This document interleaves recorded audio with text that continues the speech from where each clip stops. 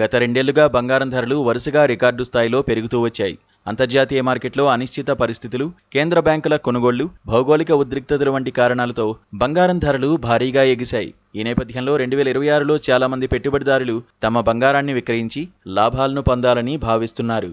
అయితే బంగారం అమ్మే ముందు ఒక ముఖ్యమైన విషయాన్ని తప్పకుండా తెలుసుకోవాలి. అదే బంగారం విక్రయించినప్పుడు వర్తించే పన్ను.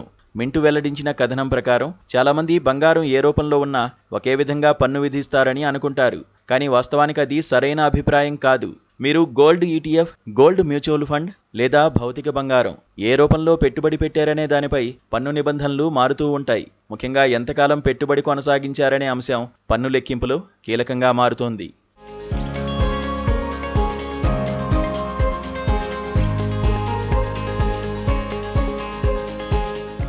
హోల్డింగ్ పీరియడ్ ఎందుకంత ముఖ్యమైనది? బంగారం విక్రయించినప్పుడు వచ్చిన లాభాన్ని స్వల్పకాలిక మూలధన లాభంగా పరిగణించాలా లేదా దీర్ఘకాలిక మూలధన లాభంగా పరిగణించాలా అనేది మీరు ఎంతకాలం పెట్టుబడిని కొనసాగించారనే విషయంపై ఆధారపడి ఉంటుంది. ప్రస్తుతం అమల్లో ఉన్న ఆదాయపు పన్ను నిబంధనల ప్రకారం దీర్ఘకాలిక మూలధన లాభాలపై 12.5% పన్ను విధించబడుతుంది. అంటే హోల్డింగ్ పీరియడ్ పూర్తి కాకముందే బంగారాన్ని విక్రయిస్తే ఆ లాభం స్వల్పకాలిక మూలధన లాభంగా పరిగణించి పెట్టుబడిదారుడి ఆదాయంలో కలిపి ఆయా ఆదాయపు పన్ను స్లాబ్ ప్రకారం పన్ను వసూలు చేస్తారు. బంగారం అమ్మే ముందు ఈ విషయాలు తప్పక పరిశీలించండి. చాలామంది పెట్టుబడిదారులు బంగారం ధరలు పెరిగాయా లేదా అనే విషయాన్ని ప్రధానంగా గమనిస్తారు. కానీ పన్ను పరంగా చూస్తే కొనుగోలు చేసిన తేదీ, బంగారం ఏ రూపంలో ఉంది, ఎన్ని నెలలు లేదా సంవత్సరాలు పెట్టుబడి కొనసాగించారు అనే అంశాలు కూడా అంతే ముఖ్యమైనవి.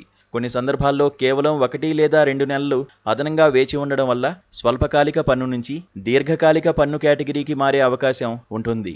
దీంతో పన్ను భారం గణనీయంగా తగ్గవచ్చు. ఏ పెట్టుబడిదారులకు ఏది అనుకూలం? స్వల్పకాలికంగా బంగారంలో పెట్టుబడి పెట్టాలనుకునే వారికి గోల్డ్ ఈటీఎఫ్లు కొంత ప్రయోజనకరంగా ఉండవచ్చు. గోల్డ్ ఈటీఎఫ్ పై పన్ను ఎలా ఉంటుంది అంటే, బంగారంలో పెట్టుబడి పెట్టడానికి ప్రస్తుతం ఎక్కువ మంది ఎంచుకుంటున్న మార్గాల్లో గోల్డ్ ఈటీఎఫ్ ఒకటి. ఇందులో పన్ను ప్రయోజనం కూడా కొంత వేగంగా లభిస్తుంది.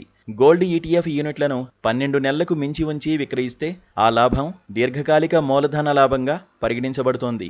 అప్పుడు పెట్టుబడిదారుడు 12.5% ఎల్టీసీజీ పన్ను మాత్రమే చెల్లించాల్సి ఉంటుంది. అయితే 1 సంవత్సరం పూర్తి కాకముందే ఈటీఎఫ్ యూనిట్లను విక్రయిస్తే వచ్చిన లాభాన్ని స్వల్పకాలిక మూలధన లాభంగా పరిగణించి పెట్టుబడిదారుడి ఆదాయపు పన్ను స్లాబ్ ప్రకారం పన్ను విధిస్తారు. గోల్డ్ మ్యూచువల్ ఫండ్ల విషయంలో మాత్రం నియమాలు భిన్నంగా ఉంటాయి.